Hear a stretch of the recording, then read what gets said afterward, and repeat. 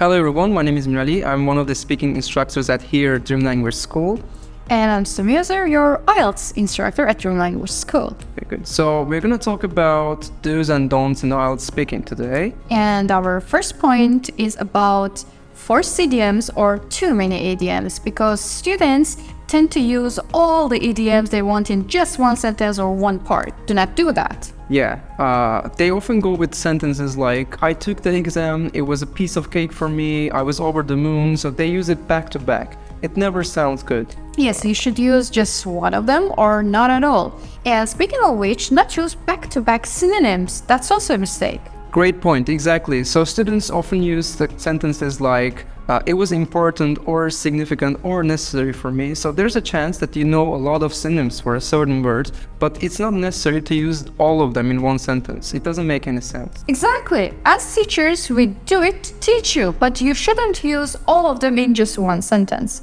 And our last point, and I think this is the most important one to me, introductions and conclusions. Most of the time, in this case part 2, students start their speech with direct answers to the first question of this topic. For example, the topic is one of the most interesting days in your life, and the students start one of the most interesting days in my life. You shouldn't do that. You should start with a general sentence like, I have experienced many memorable days, but this particular one is really unforgettable. And then you can start your speech. Exactly. And when it comes to conclusion, as teachers, we often hear something like, okay, that's it, I'm done.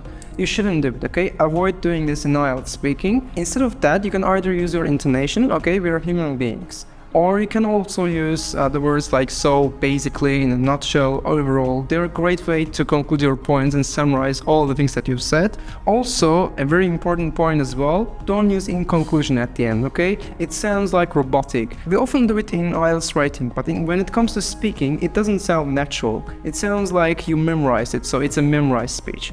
Avoid it.